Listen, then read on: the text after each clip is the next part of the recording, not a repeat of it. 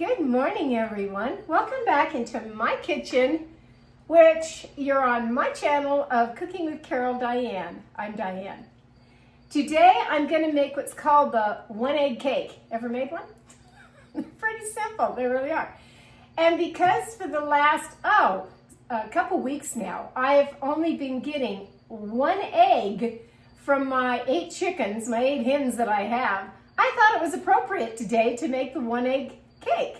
Although the last couple of days I've been able to have 3 eggs out in the nesting box, so that's great. It really is. Simple little recipe. You can put whatever you want on top of it, but I'm going to show you the one pan method. So set your oven to 350 degrees. Get out a cake pan. Grease and flour it. I'm using my vintage pan today. This is the one with the adjustable arm here that goes around and around, so I don't have to put parchment paper in there, nothing. I love these cake pans, I really do. Okay, so what to get started with first? Either get out your tabletop mixer or you can use a hand mixer, really. I made this cake a few days ago, and everybody, all my friends said, I want that recipe because it looks so good. Because I put the salted caramel frosting on top for fall, of course. So now I'm going to show you how to make this simple little cake. So either the tabletop or a hand mixer. When I made the other one, I just used a hand mixer. Really, I did. You're going to need 1/4 of a cup, which is a 1/2 stick of butter. Have it softened, at room temperature. Not melted, but just softened. Put that into your mixer.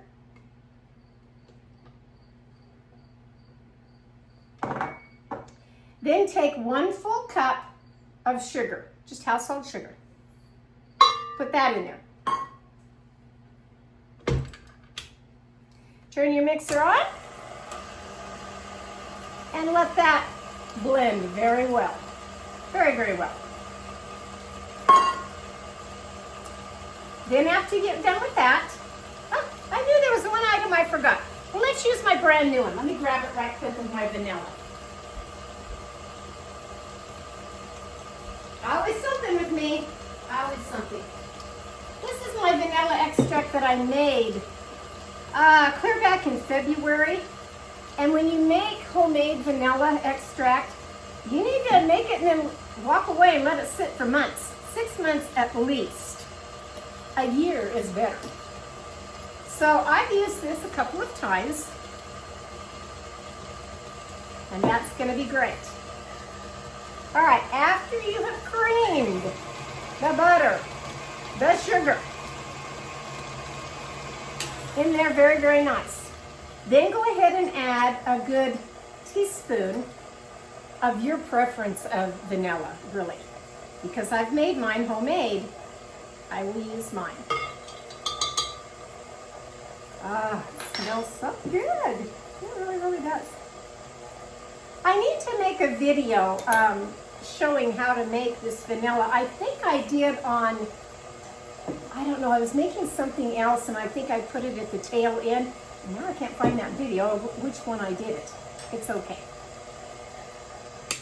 Okay, now take your 1 egg, put that into the mixer.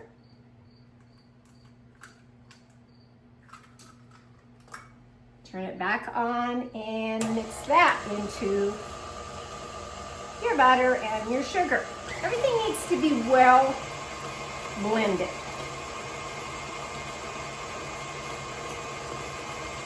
Looks pretty good. Okay, now you're going to take 1 1/2 cups of just all-purpose flour. But I am going to sift mine. So I'll put mine in my sifter right here and sift that about halfway. Then I'm going to take 2 teaspoons. I'll wipe off my measure here so I don't have the vanilla sticking, the baking powder sticking to the vanilla. Take 2 teaspoons of baking powder. Stick that in there. Pretty simple, huh? Really is. Simple little cake. For a wonderful fall day today, gosh, it's pretty out in Colorado, it really is. Sift this together. We're in the middle to high 70s right now. I just love those temperatures, I really do. Okay, that's done. Now to put it in here,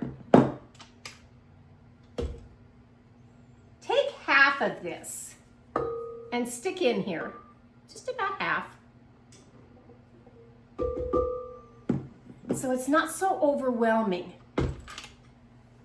Turn it on.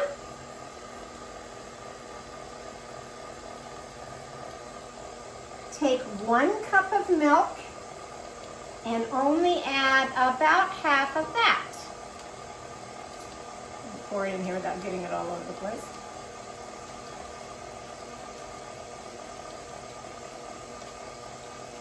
About half. Then take your remainder of the dry ingredients and stick that in.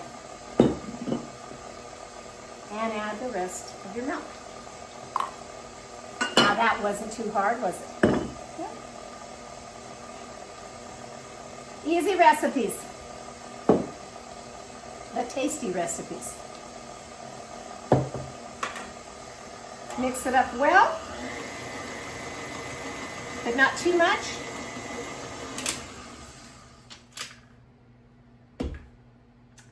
And get rubber spatula again. Get it off of your beater. Now you're going to place this in your pan in your preheated oven of 350. 350. That off of there.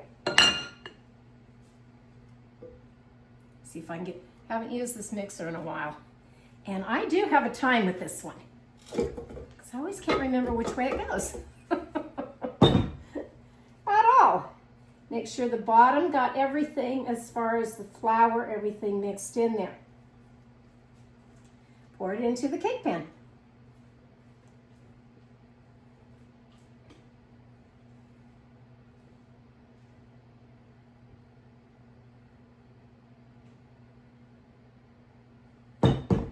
Spread it around. And because this is a 1-egg cake, it's going to make one cake. One layer of cake. And sometimes that's all you want, you know? You don't want a great big 13 by 9 cake when it's maybe just 1 or 2 people. So this is great. Now I'm going to stick this in my oven of 350 degrees for 30 minutes of baking until a toothpick, when I stick in it, comes out nice and clean. And then I'll be right back.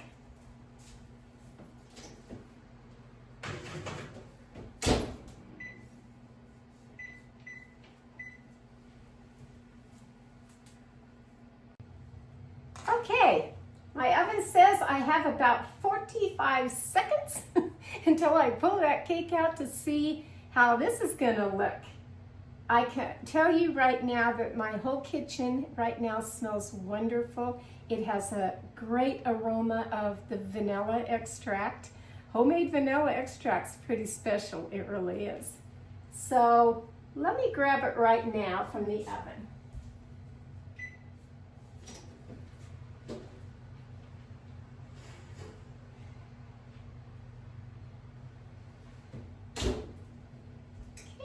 Here's the little cake. And when you put any kind of a toothpick, a cake tester pick, whatever in here, in the middle, you want to be sure and have it come out very clean, and mine is. So I'm going to let this cool completely down, and then I'm going to jump over to my stove and show you how easy it is to make the salted caramel frosting that I'm going to put on top of this. You don't have to put any kind of frosting. You can put a little powdered sugar on it, leave it the way it is. Lots of times I make, whether it's a pound cake or something simple like this, and I just leave it alone because it's so good with, fresh cup of hot coffee, some hot tea or whatever. Just really basic on the cake part, and it's very, very tasty.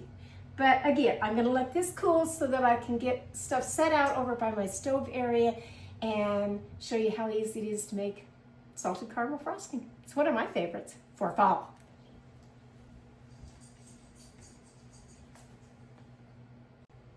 I'm almost over at the stove, ready to make the frosting.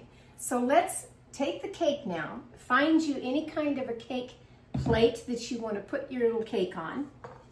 I'm going to take my little arm on my vintage cake pan, go all the way around, and that loosens the bottom without having to worry about parchment paper. I'm going to take it over. I am going to brush off a little bit of the excess on the bottom. And then I'm going to stick it on my cake plate here.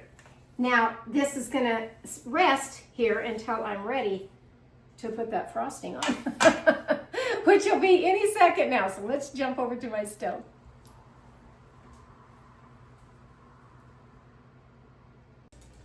Alrighty, here we go with making that frosting. What do you need? You're going to need a stick of butter. Now, if you're using salted butter, this recipe does call for a little bit of salt. I'm not going to put that in because my butter is already salted. So put the full stick of butter into a saucepan. Let me grab a towel right from here. And you're going to let this melt.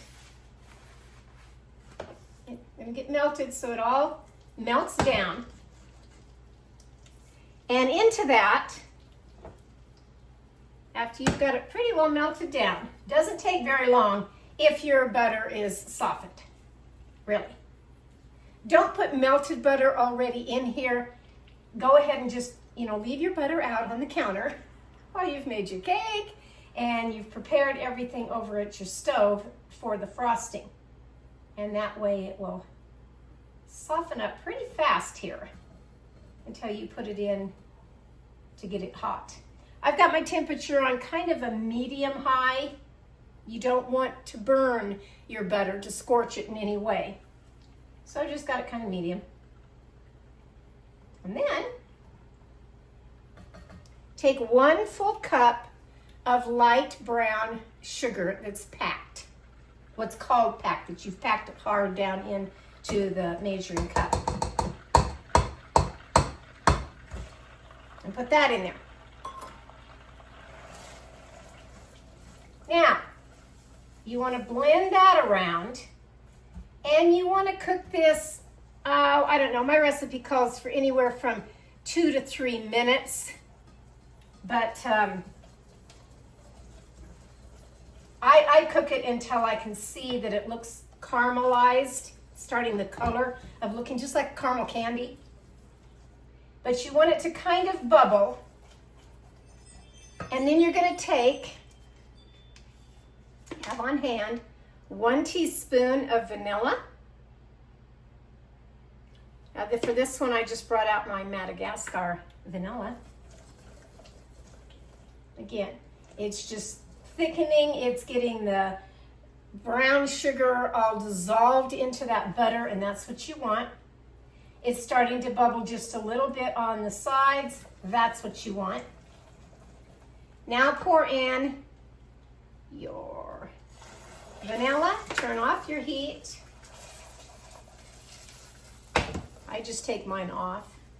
Now you're going to need 1/4 cup of either milk or heavy whipping cream.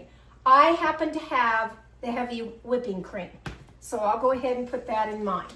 It just kind of makes for a richer taste. Stick that in there. And because it's frosting, you have to have some powdered sugar. So 2 cups of powdered sugar. Now stick that in and mix that up. Very, very, very well. Try not to get it on your burner or everywhere else like I do. little bit, drop more that cream in there. Yeah. Now it has turned a nice light caramel look. See? All right, let's jump back over on my counter to ice that cake. Okay, back over here at my counter. Let your frosting cool down a little bit. Not to where it's cold, but it's cooled down. And you can make this as thin or thick as you like on your frosting, really. Then take it. I made mine thin because I want mine to spread nice, so I'm just going to kind of pour it on.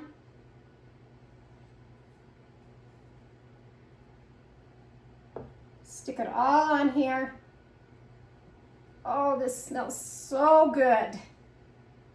Stick some more on there so it just kind of drizzles down the side of the cake. And while the frosting is still wet, as we call it, that's when you're going to add your salt, which is your sea salt. You add that on top pretty quickly. And the flavor of this, oh my gosh. The first time I tried this cake, it's like, why don't I make this all the time? Really, why don't I make this all the time? With, like I said, a good cup of coffee or tea. Today I'm gonna have some, I put Earl Grey in this. And that's the start to a lovely day of fall. Then in the mail, I've been waiting for this little book to come that I ordered. It's called Devotions for the Fall. Really cute little book. Last night, I was kind of reading through it, and I marked one little area in here that I'd like to read you because it's so true. It's called Fall Bucket List. Do you have a fall bucket list? Do you have any kind of a bucket list? I do. I have 5 things for fall, but let me read you just a little snippet here of what this says. It says, new seasons have a way of installing within us a fresh resolve to create new memories while still continuing old family traditions. Oh, I so agree with that. We feel the need to do all the things available to or expected of us. And all too often, social media exasperates the pressure. We see that someone we have never even met is doing elaborate, Pinterest-worthy house decorating, and we feel very inadequate. Ever felt that way? I have. Why do we do the things like this to ourselves? While it would be a mistake to try to do everything, there is something to be said for being intentional about doing some of the things. This also means that we must choose not to do other things. A fall bucket list is a great way to be intentional with our time and effort in a season when the tendency is to attempt too much and enjoy too little. I so agree with that. And it goes on. Wonderful little book. It's got wonderful, beautiful pictures in it. I'm going to enjoy this today with my hot cup of tea and a slice of my cake. So what are my 5 things for fall on my bucket list? One is, I have it around me in my yard. I see it in town when I'm out shopping and different things, but I'd still like to go up higher in elevation and see all nature's fall pretty colors. That's one I would like to get done before they're gone. My second one is to hopefully try and make some new fall recipes for you folks. My third is to go back in time of family memories, and fall is a sentimental time for me. It's my favorite time of the year, but it's sentimental because I always remember my mom of us doing things in the fall. We did more in the fall than any other time of the year, really. And one of them was to go and collect what's called Indian tobacco that grows alongside, a lot of different roadsides. And it's a deep, dark chocolate color. and fresh cattails. And you put them together with some other embellishments and you make a nice centerpiece. And I'm going to try to get that done this year. I'm going to rest, relax, and reflect on some of the things, yes, just in this new little book. Having a nice cup of tea. Oh, I like that one today. Yeah. And my fifth one would be to paint something for fall. I need to get back to my painting, whether it's a watercolor painting, whether it's just sit down and do a card. Sometimes I do these of painting on a rock, and then I hide them. Now, this one, it cracked me up because when I did this one, it says Hello Fall, and I did 3 pumpkins and some corn stalks and the little birds. I actually did hide this, and nobody found it. So I brought it back home. I thought, okay, but the idea of this is to paint it, hide it, and then let somebody find it, and if they want to keep it, that's great. And if they don't, if they want to re-hide it for somebody else, that's what they want to do too. So I found a flat rock that I'm going to paint something on this. Might be a chicken, I don't know. But I'll paint something for fall, and I will hide this one. I will, and wait and see. But after almost 3 weeks of nobody finding this, and it was pretty much in an area that it was so obvious, I don't know why somebody didn't find this particular rock. But it's back home with me now, and I really kind of like this one. I set it out anytime that it's fall, I really do. So that's my video for today. I hope you've enjoyed this simple little 1 egg cake for fall, topped with a nice salted caramel frosting. Go make this cake, won't you? This is from my kitchen to yours. I'll catch you next time on Cooking with Carol Diane, when I don't know what I'll make for you, but I'll try to have something new for fall. Bye-bye now.